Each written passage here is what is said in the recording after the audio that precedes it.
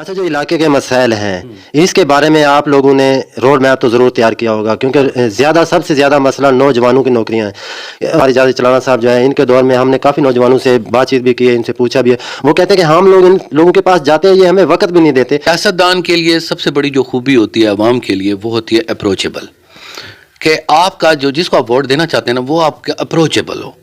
یہ نہ ہو کہ اس کی دیرے پر جائیں تو پہلے گن مین کھڑے ہوں، گن کے بعد منشی تے والا ماتے تے والا گودے تے سردار تے چودھری تے نظام سارا ہوئے تو فون کرو تے فون کوئی نہ چاہے.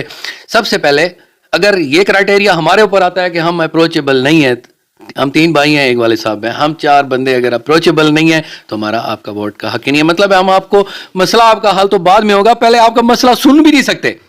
جو اس بندے کو آپ ووٹ نہ دیں جس کو آپ اپروچ ٹیلی فونیکلی نہیں کر سکتے، اگر ہم آتے ہیں تو اس کو بھی اڑا دیں. نوجوان کیا ہے؟ نوجوان کے لیے میرے بھائی سب سے بڑا پرابلم پتہ کیا ہے؟ وہ یہ ہے کیریئر کاؤنسلنگ. آپ کو پتہ نہیں ہے، نوجوان ایک ٹیلنٹڈ ہے، اس کے اندر آئی ٹی کی طاقت ہے، ہم نے اسے ڈاکٹر انجینئر پہ لگا دیا ہے کہ تم نے ایف ایس سی کرنی ہے، ایف ایس سی کرنی ہے، ٹھیک ہے بھائی ڈاکٹر بن جانا، اس کو بھی ٹرائی کرنا. تو سب سے پہلے میں آپ کے فورم سے حوالے سے میں اس چیز کو بڑی انڈیویجولی تو میں نے بہت سارے نوجوانوں کو یوٹیوب چینل بھی بنا دیا ہے، فیس بک بھی بنا دیا ہے، فائبر بھی کر دیا ہے، اپ ورک بھی کر دیا ہے کہ یار ادھر سے پیسے کما سکتے ہو تو نکل جاؤ. میں کیونکہ یہ میرا تجربہ ہے، اس میں نے کیا ہے. تو کیریئر کاؤنسلنگ کی صورت میں ہم لوگ موجود ہیں. سب سے پہلے وہ نوکری